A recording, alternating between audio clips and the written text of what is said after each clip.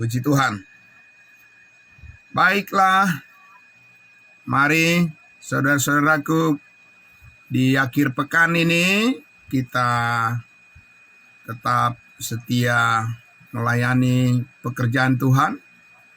Dan sebelum kita melaksanakan aktivitas kita selanjutnya, mari kita terlebih dahulu tundukkan hati dan pikiran kita. Mari kita berdoa, kita sambut firman Tuhan. Mari kita berdoa. Terima kasih Bapa di surga.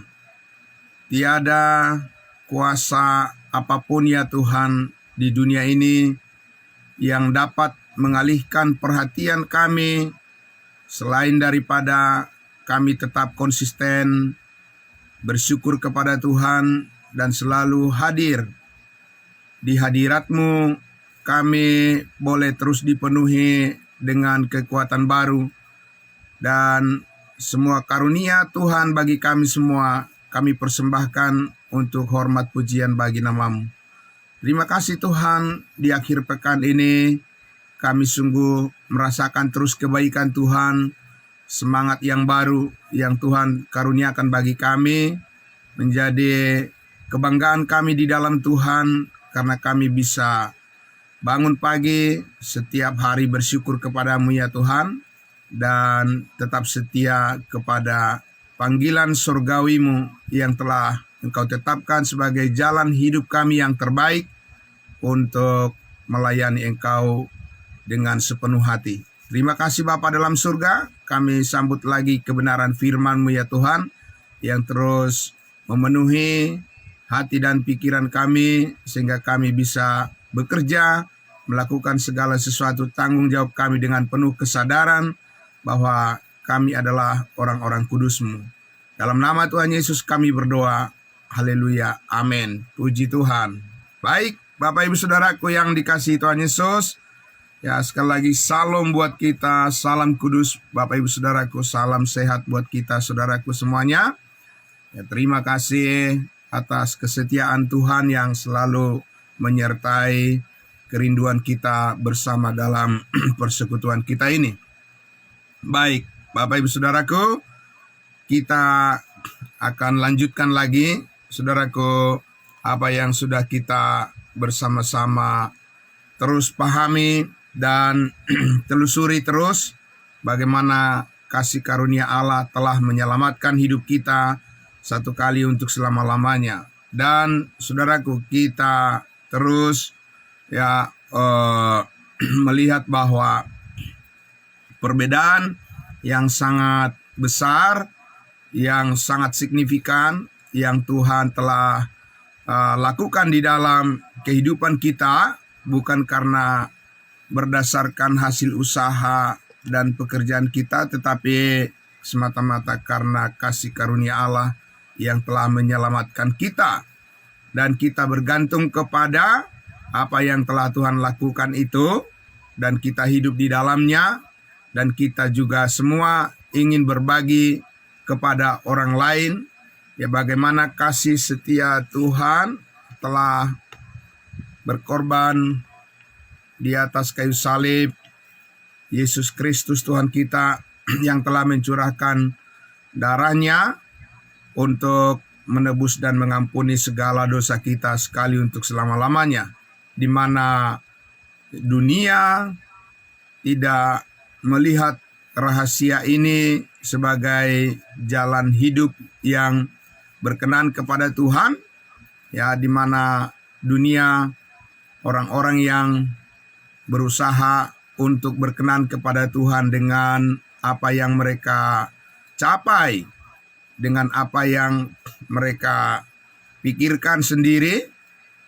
Namun firman Tuhan, kasih karunia Allah mengajar kita semua untuk tetap percaya bahwa hanya apa yang telah dicapai oleh Kristus Yesus di atas kayu salib, itulah yang menyebabkan segala sesuatu berkat Tuhan bisa kita terima, bisa sampai kepada kita, dan bisa menuntun kita senantiasa bisa hidup berkenan kepadanya.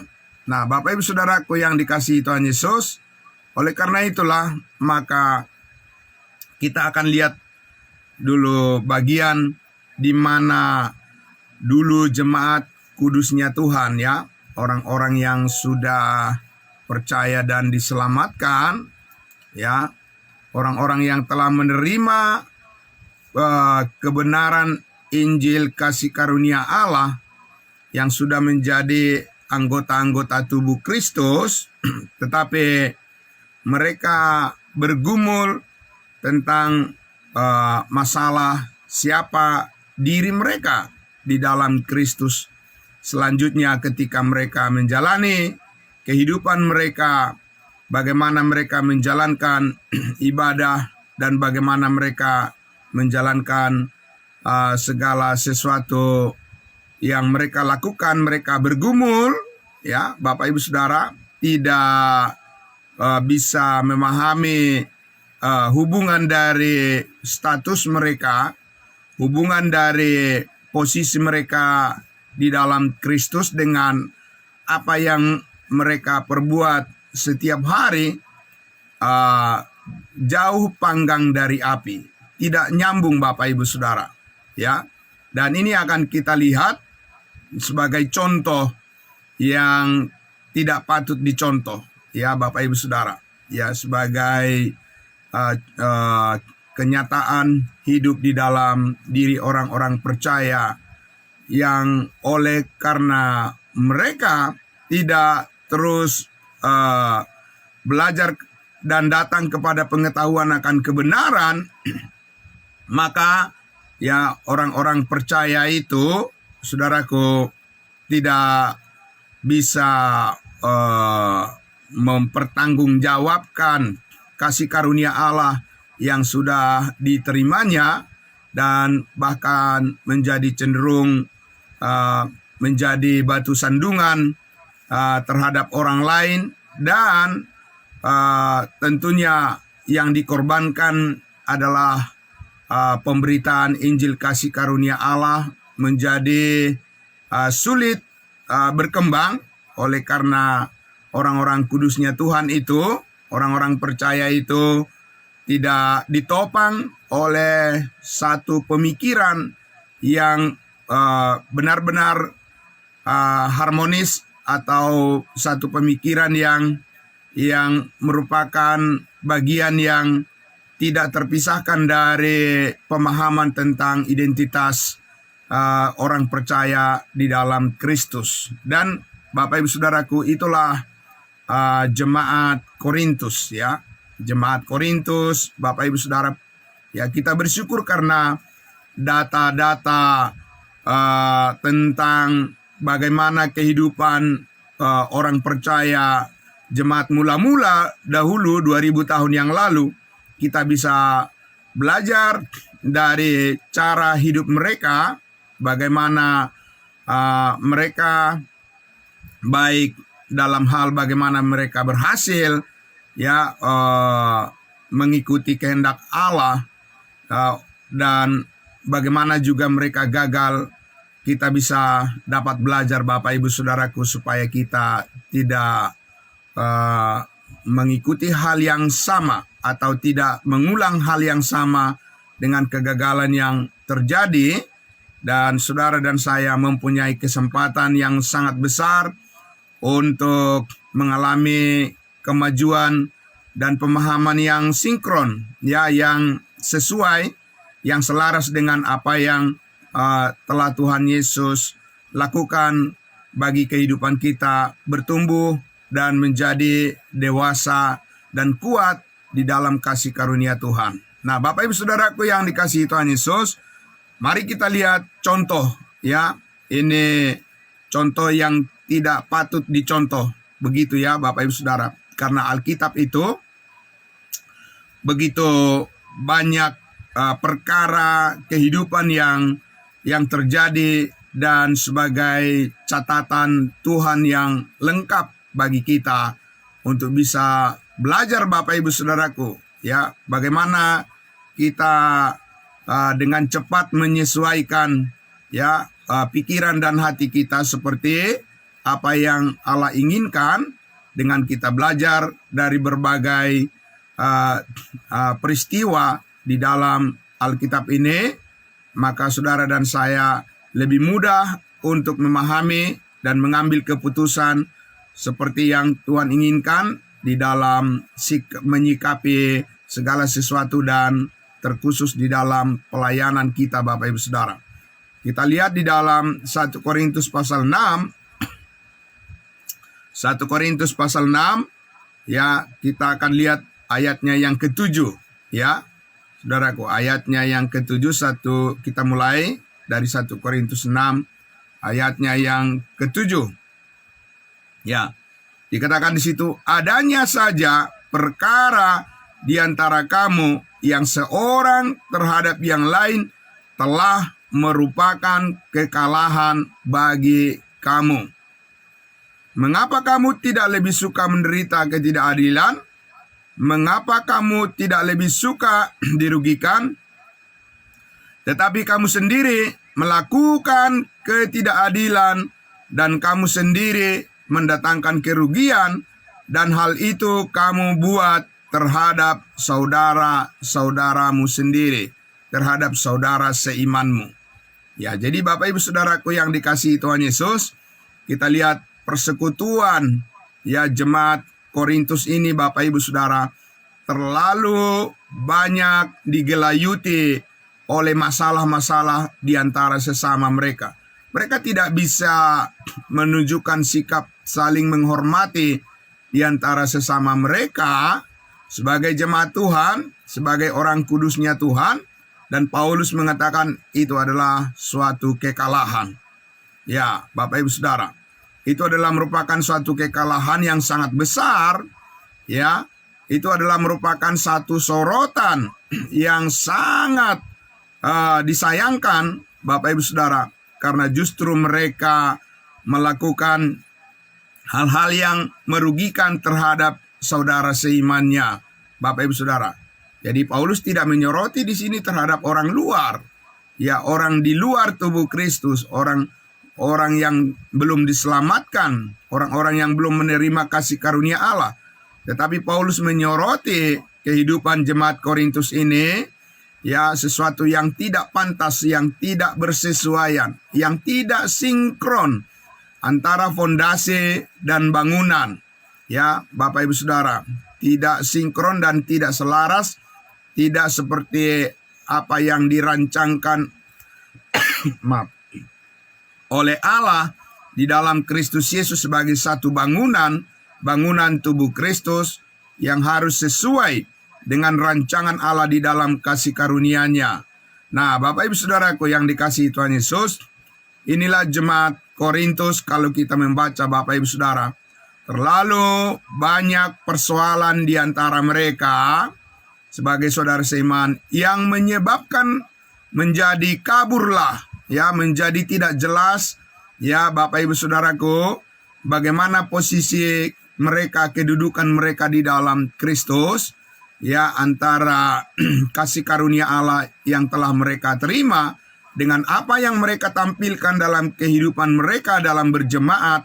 Bapak Ibu Saudara, tidak bisa meyakinkan orang lain, Bapak Ibu Saudara, bahwa mereka adalah orang-orang kudusnya Tuhan, bahwa mereka adalah orang-orang percaya, bahwa mereka adalah anak-anak Tuhan, bahwa mereka adalah tubuh Kristus.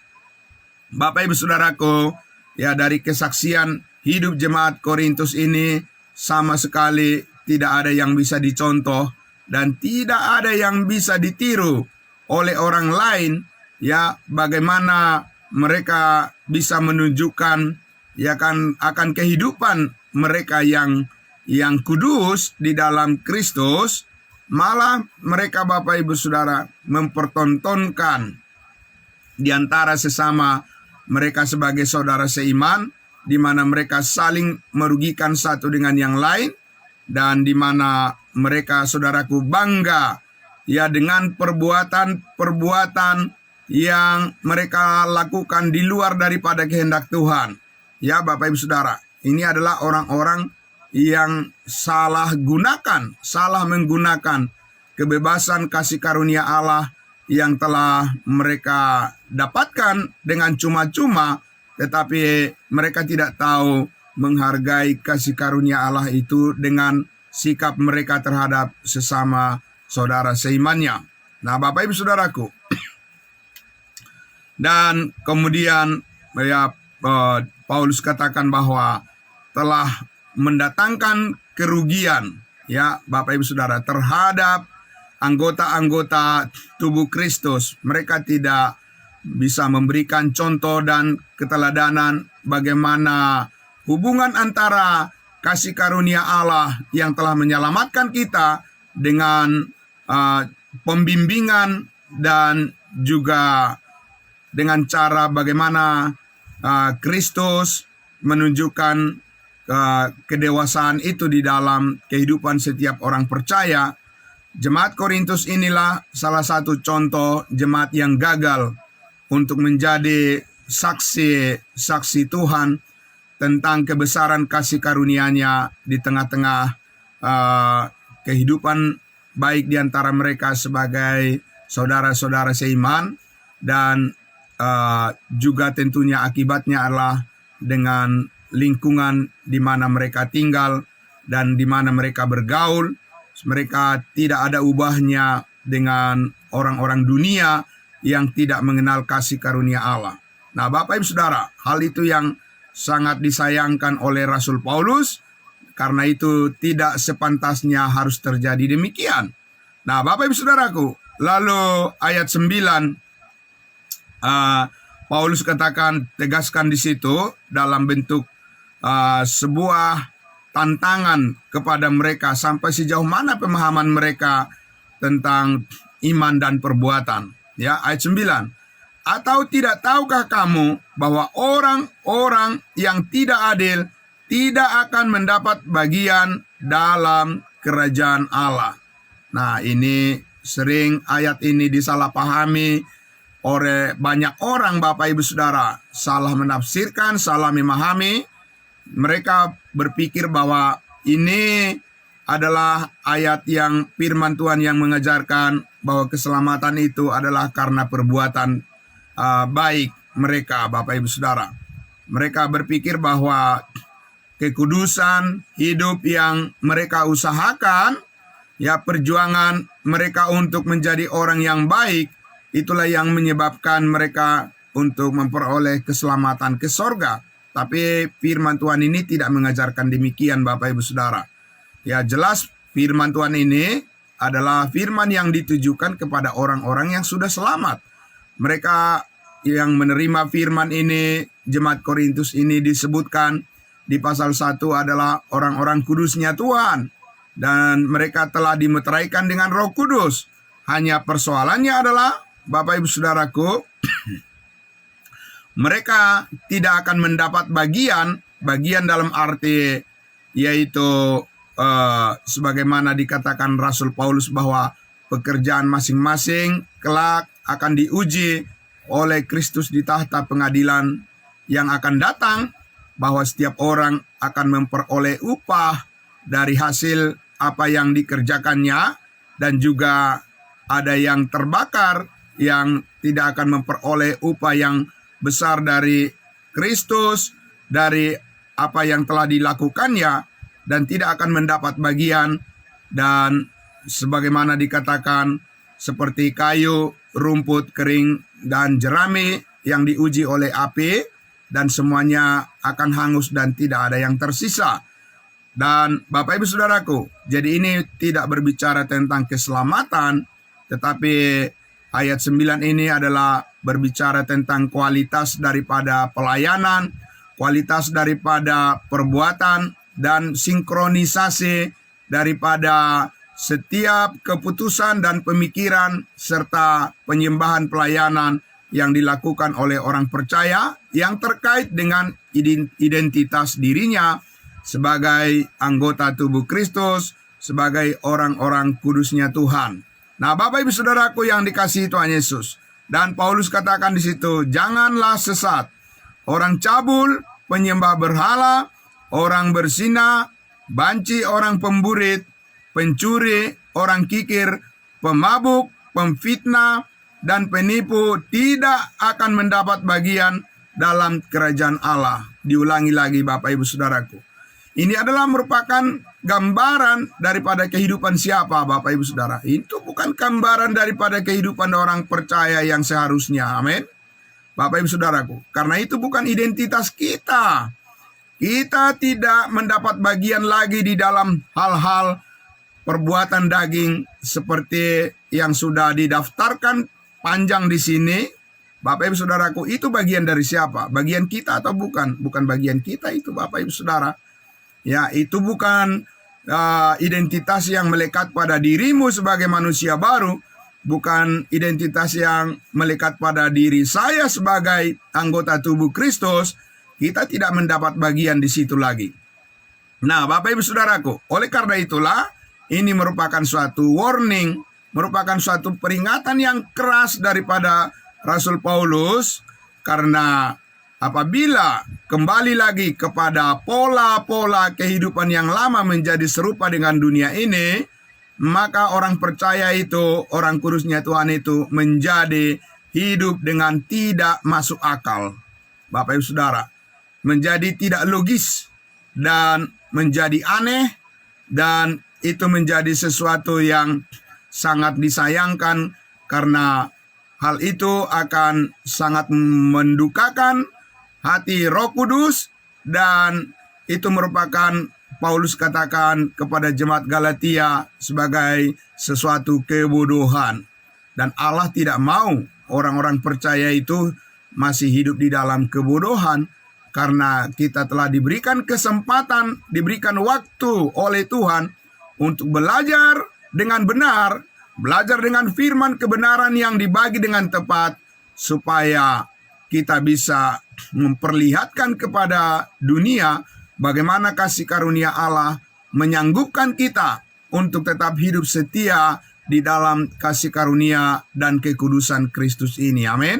Bapak Ibu Saudaraku, oleh karena itulah ini adalah merupakan suatu peringatan yang sangat keras, peringatan yang sangat tegas, dan harus menjadi perhatian daripada setiap orang-orang percaya yang telah menerima kepastian keselamatan ke surga, tidak lagi menganggap bahwa hanya keselamatan itulah yang penting yang Tuhan berikan, tetapi justru di dalam keselamatan oleh anugerah Allah itulah tercakup sebuah tanggung jawab, ada konsekuensi yang menyertai keselamatan kekal yang kita peroleh itu dalam sebuah tanggung jawab di mana kita semua orang-orang percaya harus menyelaraskan ya antara iman dan bagaimana perbuatan kita, bagaimana sikap kita,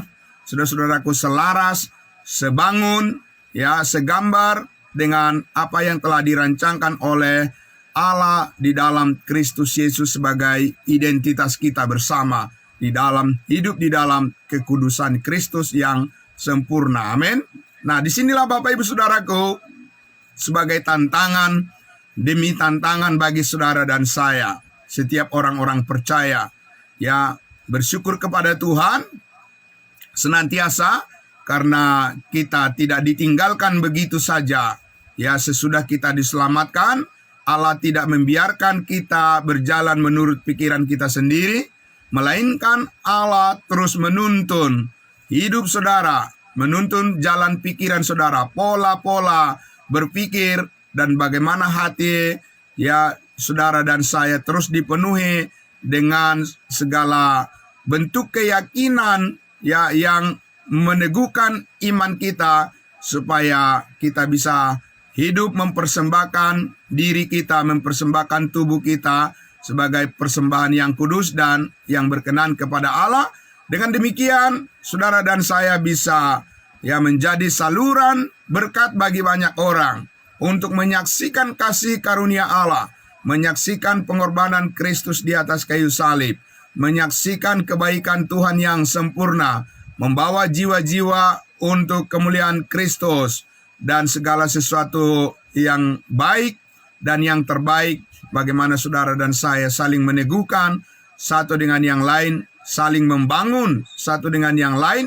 Dengan demikian, apa yang Tuhan kehendaki antara status kita sebagai orang-orang kudusnya Tuhan dengan sikap kita di dalam di dalam pelayanan kita, orang lain bisa melihat sesuatu yang berbeda di dalam pemberitaan kita yang kita sampaikan kepada mereka sebagai panggilan daripada kasih karunia Allah yang menghendaki semua orang diselamatkan dan datang kepada pengetahuan akan kebenaran yang surgawi. Nah, oleh karena itulah Bapak Ibu Saudaraku, di ayat 11 dikatakan, dengan jelas sekali di situ menunjukkan sebagai peringatan, sebagai warning bagaimana membedakan antara kehidupan yang dulu dan sekarang harus menjadi sesuatu pengetahuan yang jelas bagi setiap orang yang percaya. Di ayat 11 dikatakan, dan beberapa orang di antara kamu demikianlah dahulu, tetapi kamu telah memberikan dirimu disucikan dahulu. Kita lihat Bapak Ibu Saudara, di Efesus pasal 2, justru itu yang menjadi bagian pokok dari pembelajaran kita Bapak Ibu Saudaraku. Dikatakan kamu dahulu telah mati karena pelanggaran dan dosa-dosamu. Jadi Paulus berbicara kepada jemaat Korintus ini tentang bagaimana keadaan mereka, mengingatkan mereka dengan dimensi waktu yang harus kita pahami dalam cerita kehidupan kita, antara yang bagaimana kita dahulu adalah orang-orang yang patut dimurkai karena dosa, tetapi sekarang setelah kita tahu bahwa semua dosa kita telah diampuni oleh Tuhan, maka sekarang kita telah disucikan oleh darah Kristus sekali untuk selama-lamanya. Dan dikatakan tadi di situ, kamu telah dikuduskan, kamu telah dibenarkan dalam nama Tuhan Yesus Kristus dan dalam Roh Allah kita. Bapak Ibu Saudaraku yang dikasihi Tuhan Yesus. Jadi Rasul Paulus kembali ketika melihat bahwa perilaku daripada orang-orang kudusnya Tuhan tidak sinkron, tidak sesuai dengan rancang bangun yang telah ditetapkan oleh Allah di dalam tubuh Kristus itu, saudaraku, Rasul Paulus kembali mengingatkan supaya setiap orang-orang percaya, setiap orang-orang kudusnya Tuhan, lihatlah identitas dirimu, lihatlah identitas diri kita. Mari kita lihat bagaimana Kristus Yesus telah mengalahkan kuasa dosa dan maut, telah mematahkan kuasa dosa, dan dengan demikian dosa tidak berkuasa lagi di dalam kehidupan kita. Jangan biarkan lagi hal-hal yang negatif mengendalikan hati dan pikiran kita, tetapi sebaliknya, saudara-saudara dan saya harus terus berpikir di dalam kekudusan Kristus, supaya itulah yang membuat orang-orang percaya itu menjadi masuk akal di dalam hubungannya satu dengan yang lain, dan di dalam kesaksiannya di dunia ini benar-benar diteguhkan oleh setiap kebenaran firman Tuhan. Dan dengan demikian kesaksian kita menjadi sangat berkuasa untuk bisa memperdengarkan berita kabar baik itu kepada orang-orang di luar sana. Amin, Bapak Ibu Saudara. Nah, itulah sebabnya saudaraku di ayatnya yang ke-19 Paulus dengan tegas sekali Bapak Ibu Saudara menegur dengan keras Bapak Ibu Saudaraku. Dari ayatnya yang ayat 18 kita lihat Bapak Ibu Saudara. Jauhkanlah dirimu dari percabulan. Setiap dosa lain yang dilakukan manusia terjadi di luar dirinya, tetapi orang yang melakukan percabulan berdosa terhadap dirinya sendiri. Ayat 19. Atau tidak tahukah kamu bahwa tubuhmu adalah bait Roh Kudus yang diam di dalam kamu, Roh Kudus yang kamu peroleh dari Allah dan bahwa kamu bukan milik kamu sendiri. Bapak Ibu Saudaraku yang dikasihi Tuhan Yesus, jadi Rasul Paulus memberikan peringatan yang keras, teguran yang keras kepada jemaat Galatia ini supaya mereka sadar betul, Bapak Ibu Saudaraku. Karena kehidupan orang percaya, kehidupan orang kudusnya Tuhan adalah kehidupan yang dibentuk oleh Tuhan di dalam kesadaran. Amin. Bapak Ibu Saudaraku, kita bukan berjalan hidup tanpa kesadaran, ya, tapi kesadaran ini adalah bukan kesadaran yang menuruti keinginan-keinginan kita sendiri, tetapi kesadaran kita adalah kesadaran yang telah ditanamkan oleh Allah. Di dalam kekudusan Kristuslah kita sadar siapa diri kita dan bagaimana kita menyikapi kehidupan kita dan pelayanan kita dan kesaksian kita di hadapan Tuhan. Amin. Nah, Bapak Ibu Saudaraku yang dikasihi Tuhan Yesus, karena itu Rasul Paulus mengatakan, atau tidak tahukah kamu bahwa di dalam dirimu itu ada Roh Kudus. Amin, Bapak Ibu Saudaraku, yang harus kita hargai dan harus kita hormati, dan yang terus menuntun kehidupan kita, memberikan kita penghiburan. Roh Kudus meneguhkan iman kita, memberikan kita damai sejahtera, mengaruniakan kepada kita kasih, mengaruniakan kepada kita pengendalian diri, dan buah roh yang telah dinyatakan oleh Rasul Paulus secara sedemikian rapi di dalam Galatia pasal 5. Bapak Ibu Saudaraku, 9 buah roh. Itulah yang menjadi identitas kita, Bapak Ibu Saudaraku, sebagai orang-orang percaya, sebagai orang kudusnya Tuhan. Bukan seperti yang telah didaftarkan tadi, ya, sedemikian itu adalah merupakan gambaran kehidupan orang yang tidak mengenal Allah. Bukan itu identitas kita, Bapak Ibu Saudaraku. Di dalam Kristus identitas kita adalah kekudusannya. Bapak Ibu Saudaraku yang dikasihi Tuhan Yesus, dan oleh karena itu, maka kita harus selalu menyadari bahwa kita telah dimeteraikan dengan Roh Kudus ketika kita percaya kepada Injil kasih karunia Allah yang telah menebus dan mengampuni segala dosa kita satu kali untuk selama-lamanya. Amin. Jadi Bapak Ibu Saudaraku, jadi kenapa kita melihat di ayatnya yang ke-20 dikatakan di situ dengan sangat tegas sekali, 1 Korintus 6 ayat 20, sebab kamu telah dibeli dan harganya telah lunas dibayar. Amin.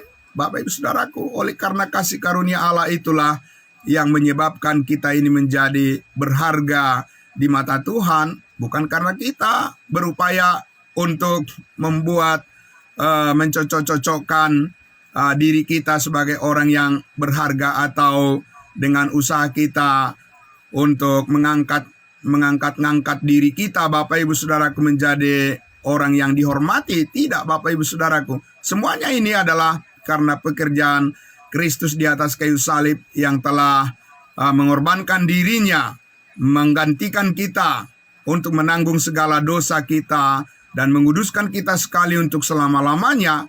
Itu adalah usaha dan pekerjaan yang dicapai oleh Kristus, sehingga sekarang kita telah memperoleh karunia, kita telah memperoleh keselamatan hidup yang kekal, dan kita telah dibeli dengan lunas, dibayar dari segala dosa dan kesalahan kita.